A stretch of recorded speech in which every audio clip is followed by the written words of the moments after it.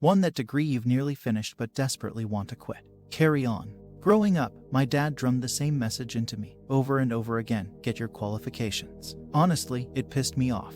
With 1 year left of my degree, I wanted to quit. I didn't want to work in my field of study anymore. I nearly stayed in my room instead of taking my finals. I took them because everyone else told me to. I'm glad I did. After scraping through graduation, I took an entry-level job. I didn't need a degree. I got promoted 5 times in 4 years. I loved it. I felt free. I thought having a degree was nonsense. Then the recession hit and I suddenly became redundant. I found a freelance gig, and that required a degree in any subject. Luckily, I happened to have one of those. The pay was rubbish, but I could work from my laptop while traveling the world.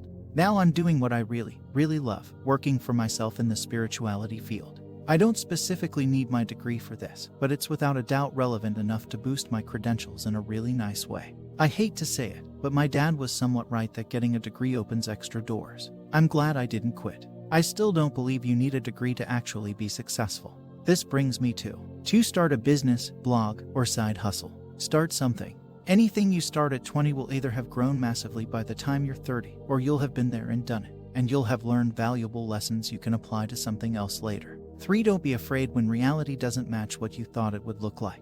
When I was a kid, I thought high school would be exactly like the show Saved by the Bell. In reality, nobody was friends with the principal. Our lives didn't revolve around kidnapping our rival's mascot, and I couldn't fit in my locker. But more than that, I thought I'd be confident and mature. Similarly, I look at my friends in their 40s, an age where I thought everyone has it together, and realize they're still figuring it out, too. Here's why that's a good thing. When you're stagnant, you're dead. Anyone who tells you they have it all figured out is either an idiot, a liar, or hasn't truly lived. So whatever your perception is of what things should look like, let it go. 4. Don't plan out your future, plan your plan B. Through my 20s, I thought I knew what my future would look like and acted accordingly. I never made a what-if plan. That's what I'd tell myself to make. I'd take an extra job and put enough aside to bail me out of anything unforeseen I might need bailing out of, or to support anything I want to do.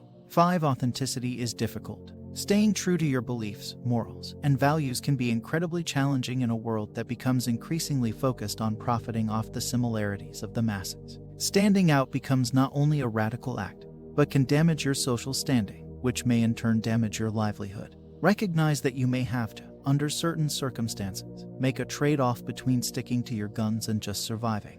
Ultimately, you get to decide if speaking up for what you believe in is worth losing a job or a connection to a group of people. Authenticity is a choice, and one that is always difficult to make. 6. Make time for your family if they want to make time for you. In my 20s, I was caught up living my own life. I didn't make the time for family that I should have. I forgot to return calls, made excuses, and was generally shit. I now genuinely count my sister as one of my best friends and talk to her constantly. I would slap my 20-year-old self for being so self-absorbed. If you have someone in your family you get along with, nurture the relationship. You could have a best friend for life. Lastly, and most importantly, life won't go to plan. You'll fail. You're meant to. Hitting reset will be liberating. If I could, I'd go back to 20 and fall flat on my face a million times. I'd try all the things I'm trying now to see if they would work while it mattered that little bit less. 7. Nobody is good at life. We're all learning.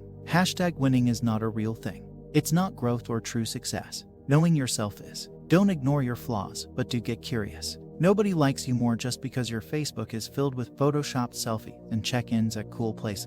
Your waistline, your resume, and your job don't make you better at life. Owning your shit and loving yourself because of it is what makes you a winner. 8. Attachment leads to suffering.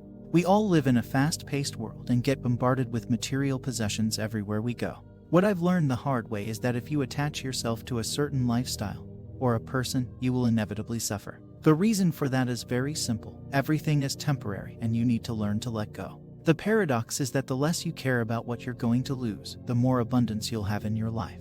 9. There's no rush. Yes, of course, you could die tomorrow, and so maybe you feel like you need to accomplish everything right now. But I implore you to ask yourself this: if you did die tomorrow, wouldn't you rather enjoy today instead of worrying about leaving the perfect life behind?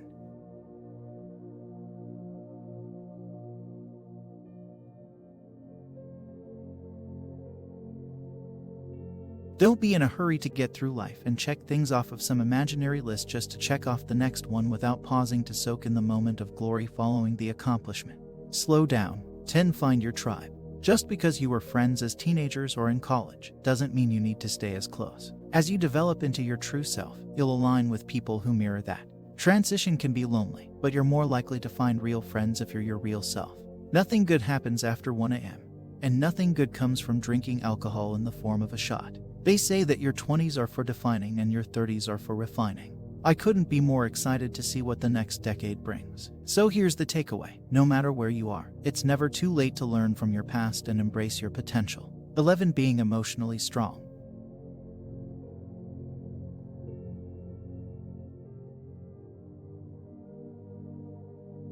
All I used to think was that they were the best people. We used to play together, study together, and eat together. But as time passed, everyone got busy in their own life. The days spent together, the memories all faded away gradually.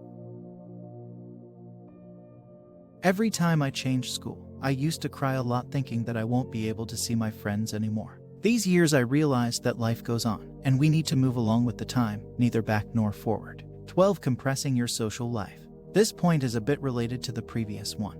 Most people in the world live a virtual life, all the time being on Facebook, Twitter, and WhatsApp. This kills a lot of your time. The bitter truth of life is that most people come to you when they need something from you. I am sorry if I am a bit rude, but this is what I have experienced and learned from the elders. I am not telling that every person has such an attitude. There are rare people who redeem true friendship. They care for us and motivate us when we are low. They are with us in our happy and sad moments. Remember, the fewer friends you chill with, the less bullshit you deal with.